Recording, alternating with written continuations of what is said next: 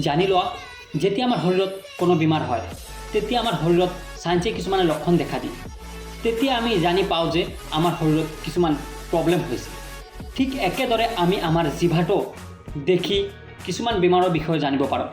তো আজিৰ ভিডিঅ'টোত আমি এইটো জানিম যে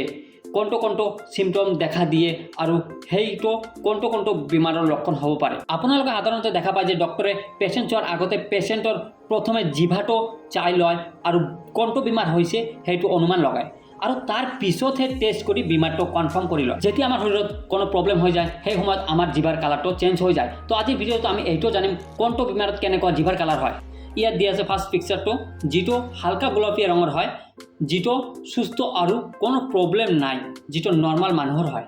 ইয়াত দ্বিতীয় পিকচাৰটো হ'ল ৰেড কালাৰ অৰ্থাৎ লাল কালাৰ হৈছে এইটো কেতিয়া দেখা পাব যেতিয়া পেশেন্টৰ ভিটামিন বি কমি যায় আৰু জ্বৰ হয় সেই সময়ত আমি পেশেন্টৰ জিভাটো লাল হৈ যোৱা দেখা পাওঁ ইয়াৰ উপৰিও কিছুমান খাদ্যবস্তু খালে আমাৰ জিভাটো লাল হৈ থাকে আৰু যিটো কিছু সময়ৰ পিছতে ঠিক হৈ যায় যেতিয়া আপোনাৰ মুখটো ধুই লয় তেতিয়াই ঠিক হৈ যায় কিন্তু এইটো কণ্ডিশ্যনত কালাৰ চেঞ্জ নহয় জিভাটো লাল হৈ থাকে ইয়াৰ পিছত আপোনালোকে তৃতীয় পিকচাৰটো দেখা পাইছে যিটো পেশেন্টৰ জিভা হালকা বেঙুনীয়া কালাৰৰ হৈছে তো এইটো কিয় হৈছে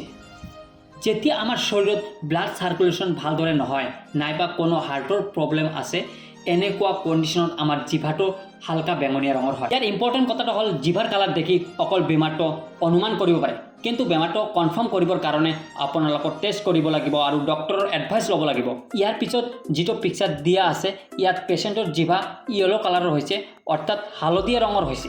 তো এনেকুৱা কিয় হয় যেতিয়া আমাৰ কোনো ধৰণৰ লিভাৰৰ প্ৰব্লেম হয় নাইবা এনেকুৱা মানুহৰ যিজনে বহুত বেছি তাম্বাকু খায় নাইবা ধূম্ৰপান কৰে এনেকুৱা মানুহৰ জিভাৰ কালাৰ ইয়েলো হয় বা হালধীয়া ৰঙৰ হয় ইয়াৰ পিছত আপোনালোকে দেখা পাইছে যে হোৱাইট কালাৰৰ জিভা অৰ্থাৎ